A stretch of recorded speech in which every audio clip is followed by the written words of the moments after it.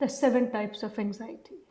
नमस्कार दोस्तों, आज हम बात करेंगे डिफरेंट टाइप्स ऑफ एंग्जाइटीज़ के बारे में and you will get a chance कि आप किससे ज़्यादा कोरिलेट करते हैं। एंग्जाइटी वही अनकंफर्टेबल सी फीलिंग है, दिल घबराना, बेचैनी होना, कान में सीटियाँ बजना, हाथ पाँव में पसीने आना और ये सोचना कि बस कुछ गड़बड़ होने वाला है, ये तो मुझसे हो ही नहीं पाएगा।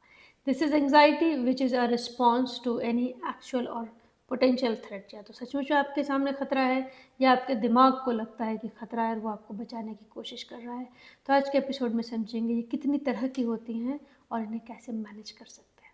The first is generalized anxiety disorder. ये बड़ा कॉमन है, ये आपको अमूमन होता रहता है कि मेरी मीटिंग तो ठीक हो जाएगी, गाड़ी पंचर तो नहीं हो जाएगी, बस लेट तो नहीं हो जाएगी। छोटी छोटी बातों पे कंसिस्टेंटली सोच आना, हर चीज़ की टेंशन लेना।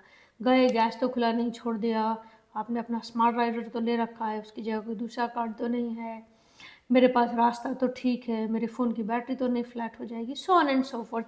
एवरी डे रोज़मर्रा की चीज़ों को लेकर ज़रूरत से ज़्यादा सोच होना, that is a generalized anxiety disorder. और ये जनरलाइज्ड एंग्जाइटी डिसऑर्डर ख़ास तौर से हाई अचीवर में ज़्यादा पाया जाता है, या जो परफेक्शनिस्ट होते हैं, जो हर काम को पूरी तरह से परफेक्टली करना चाहते हैं, बिकॉज उनमें ये वरी बनी रहती है कि क्या ये इससे और बेहतर हो सकता था। This is generalized anxiety disorder. Second, the most common social anxiety disorder. ये एंग्जाइटी होती है जब आपको किसी सोशल सेटिंग में रखा जाता है।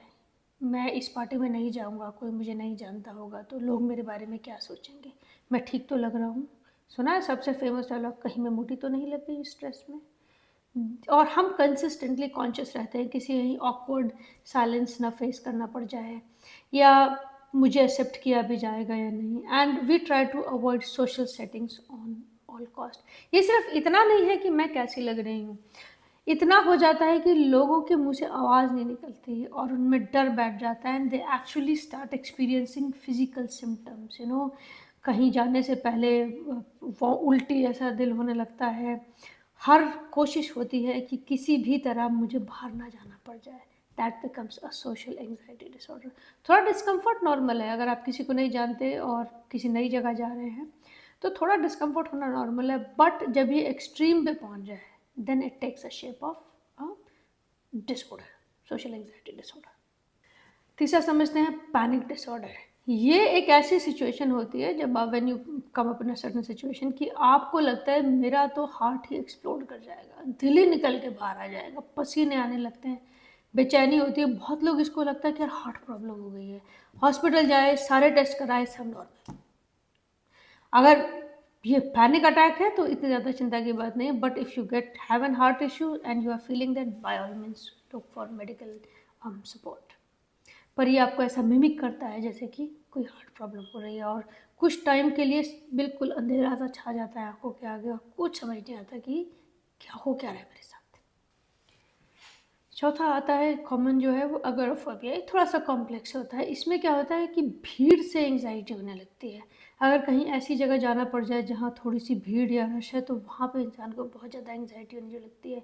मेले में जाना हो, रेलवे प्लेटफॉर्म हो, कोई पब्लिक इवेंट हो रहा है, कॉन्सर्ट हो रहा है, they just start feeling very discomforted. और वो अगर उन्हें वहाँ भेजा जाए, they start showing panic attack जैसे सिम्टम्स, और वो अपनी सेफ जोन से निकलना ही नहीं चाहते हैं। सेफ जोन कई बार घर होता है, कई बार मोहल्ला होता है, कई बार सिर्फ उनका कमरा होता है।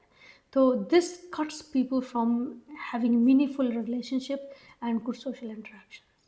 उसके बाद जो मोस्ट कॉमन है वो सेलेक्टिव फोबिया। सेलेक्टिव फोबिया, भीड़ का डर, स्पाइडर्स का डर, पानी का डर, ऊंचाई का डर, this sort of things they put you in. Lift में जाने का कुछ को मोशन सिकनेस हो जाती है। सो जब आपका ये फोबिया किसी पर्टिकुलर चीज़ की वजह से है, then it becomes a specific phobias. Specific phobia होता है कि किसी एक पर्टिकुलर सिचुएशन या चीज़ से डिसप्रपोर्शनेट डर लगना। जैसे कि आप बाहर घूमने में तो ठीक हैं, आप नेचर में आप इंजॉय करते हैं, लेकिन आपको हाइट से बहुत डर लगता है, लिफ्ट में चढ़ने से बहुत डर लगता है। क्लोस्ट्रोफोबिक होते हैं जिन्हें बंद कमरों में बहुत डर लगता है, अंधेरे से बहुत डर लगना, स्पाइडर्स से डर लगना, so on and so fourth.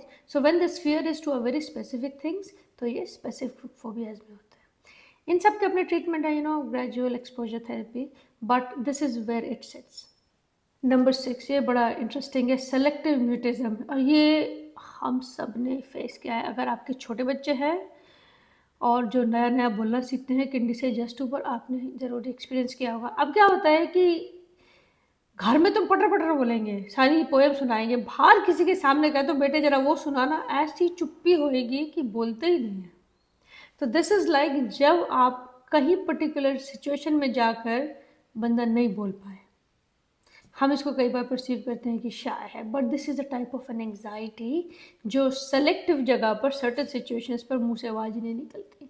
बच्चों में ये थोड़ा कॉमन है, लेकिन ऐसा नहीं है कि एडल्ट्स में नहीं होता। सम पीपल फाइंड ऐसी सिचुएशन होती है कि यहाँ से सब कुछ याद किया जी, इंटरव्यू में जाके बैठे और कुछ बोला ही नहीं जा रहा है, या वाइवा में जाके बैठे कुछ बोला ही नहीं जा रहा है, या पर्टिकुलर लोगों के बीच में आप नहीं बोल पाते हैं। This is a type of anxiety जिसमें आप सेलेक्टिवली म्यूट हो जाते हैं, एक पर्टिकुलर जगह पर आप नहीं बोल पाते। And last one, seventh, separation anxiety.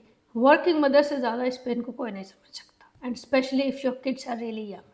आप जब उन्हें चाइल्ड केयर में छोड़ते हैं तो that anxiety of kid is दिख जाती है, बच्चा रोना शुरू करता है, सेटल होने में थोड़ा टाइम लगता है, लेकिन it starts expressing that anxiety. पर ये बच्चों तक सीमित नहीं है, ये पेरेंट्स में भी जाती है, ये एडल्ट में भी जाती है। It takes really long for that mother to settle back in to her routine, क्योंकि वो उस सेपरेशन एंग्जाइटी को एक्सपीरियंस करते हैं। This is the most common example, but ये आप फील कर सकते हैं जब किसी को अपनी कंफर्ट जोन छोड़नी पड़े, बच्चे हॉस्टल जा रहे हैं, तब वो एंग्जाइटी उनको सेपरेशन एंग्जाइटी होती है। आप शहर बदल रहे हैं, जब भी आप एक सेफ जोन से निकल के अपनी कंफर्ट जोन से बाहर जाते हो, and that attachment which was existing there is no longer going there for you to protect, आपको ये सेपरेशन एंग्जाइटी हो जाती है।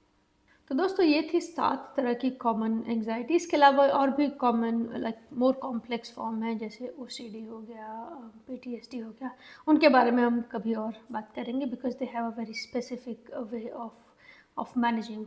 तो एंग्जाइटी का मतलब ये नहीं है कि आप टूटे हुए हैं या there is something wrong with you. Anxiety का मतलब सिर्फ इतना है कि ब्रेन आपको अलर्ट कर रहा है and they are responding to something which is happening around you.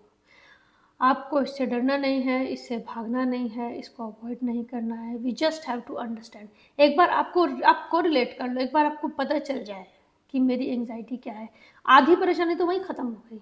Diagnosis हो गई है कि अब हमको पता है कि मुझे ये परेशानी है, and then we can look for the solution. Different therapies हैं, most of them are treatable, most of them are manageable.